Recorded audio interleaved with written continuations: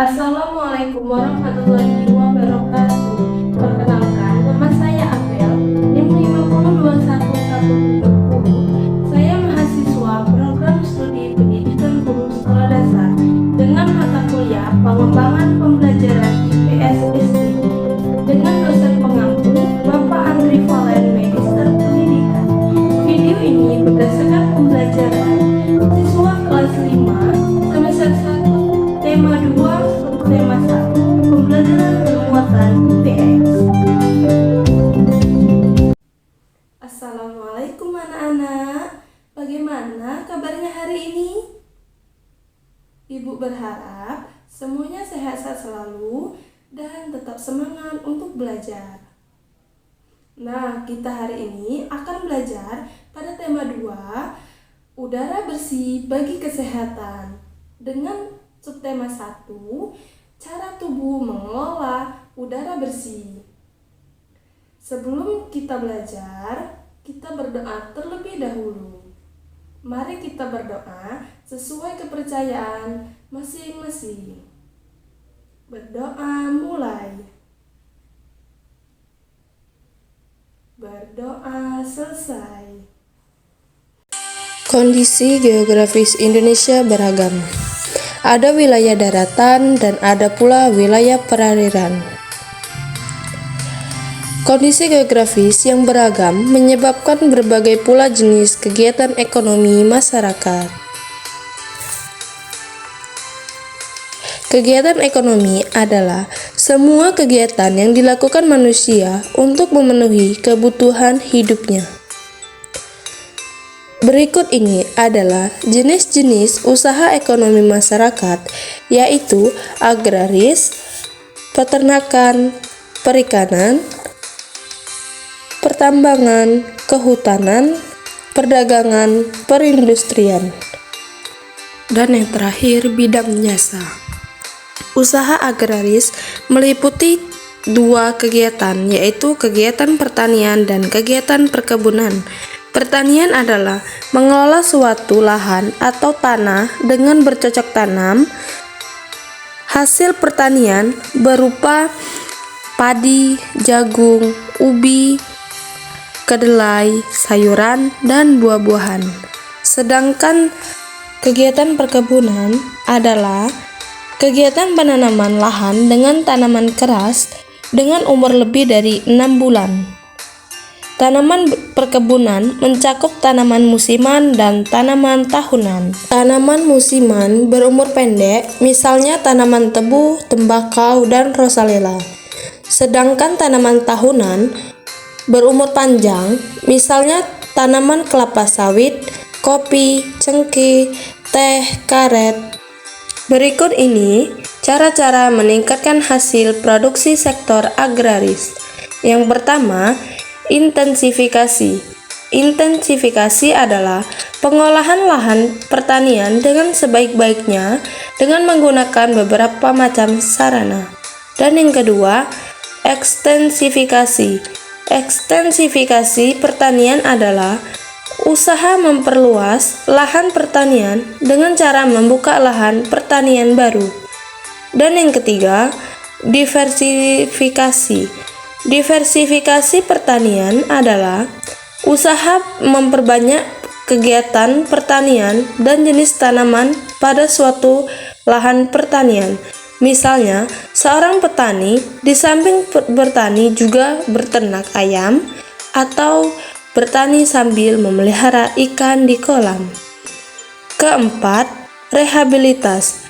Rehabilitas pertanian adalah usaha menyuburkan kembali tanah dan memperbarui cara-cara bertani serta mengganti tanaman tua dengan tanaman muda. Dan yang terakhir, mekanisme.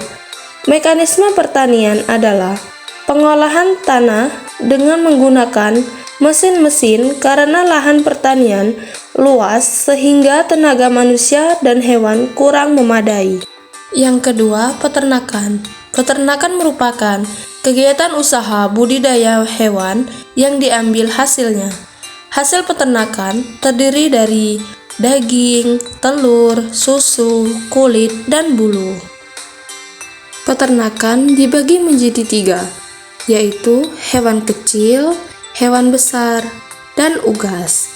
Hewan kecil misalnya kelinci, kambing, domba, dan biri-biri. Sedangkan hewan besar misalnya sapi, kerbau, dan kuda. Sedangkan unggas misalnya ayam, itik, burung, dan puyuh. Yang ketiga, perikanan.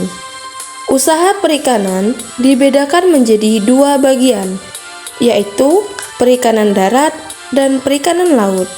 Perikanan darat yaitu usaha memelihara dan menangkap ikan di perairan darat, seperti perikanan air tawar dilakukan di sungai, danau, rawa, waduk atau bendungan, empang, sawah, dan kolam.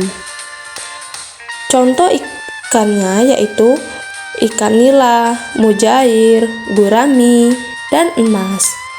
Sedangkan perikanan air laut merupakan usaha penangkap ikan di pantai atau laut. Seperti laut juga menghasilkan udang, kerang, rumput laut, mutiara, dan garam. Keempat, pertambangan. Dilihat dari geologisnya, wilayah Indonesia mengandung banyak barang pertambangan. Barang pertambangan dapat dibedakan menjadi 3 sebagai berikut. Barang tambang mineral logam, misalnya emas, perak, tembaga, timah, boksit, dan nikel. Dan yang kedua, barang tambang mineral non-logam, misalnya belerang, marmer, dan batu gamping. Ketiga, barang tambang sumber energi, misalnya minyak bumi, batu bara, dan gas alam. Kelima, kehutanan. Kehutanan yaitu mengelola hutan untuk kepentingan manusia. Hutan Indonesia berperan penting sebagai paru-paru dunia. Hasil hutan Indonesia antara lain kayu jati, meranti, ulin, damar, dan rotan. Keenam, perdagangan.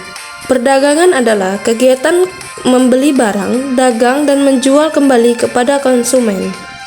Kegiatan perdagangan tidak hanya mencakup satu daerah atau satu negara, akan tetapi kegiatan perdagangan dapat dilakukan antar negara. Secara ekonomi, kegiatan perdagangan antar negara ditandai dengan ekspor-impor.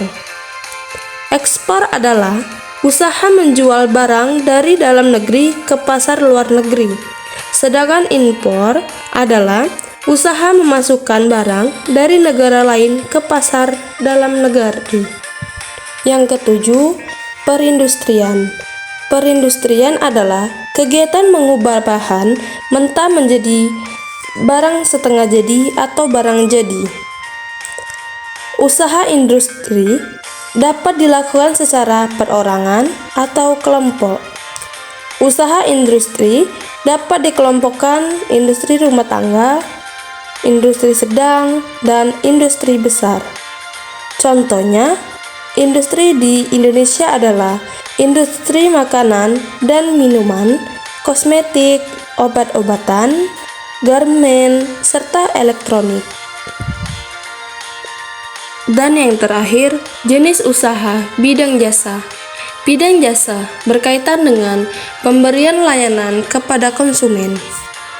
Contoh, usaha jasa selain pariwisata antara lain perbankan, keuangan, asuransi, kesehatan, dan hukum. Sektor jasa di Indonesia, terutama pariwisata, berkembang pesat. Contohnya, objek wisata alam adalah danau, pantai, bukit, penggunungan, gunung, suaka alam, serta flora fauna. Sedangkan contoh objek wisata budaya adalah kesenian daerah, upacara, adat, keraton, dan candi. Usaha-usaha di bidang jasa pariwisata antara lain yaitu sebagai berikut. Yang pertama, pengelola jasa penginapan, misalnya hotel, motel, wisma, dan lodgement. Yang kedua, usaha penjualan barang cenderamata atau souvenir. Yang ketiga, penyedia jasa pemandu wisata. Dan yang terakhir, penyedia jasa pariwisata dan transportasi. Baiklah anak-anak, Ibu cukupkan sampai di sini dulu ya pembelajaran kita hari ini. Sebelum kita pulang, kita berdoa terlebih dahulu. Berdoa mulai. Berdoa selesai. Ibu akhiri, wassalamualaikum warahmatullahi wabarakatuh.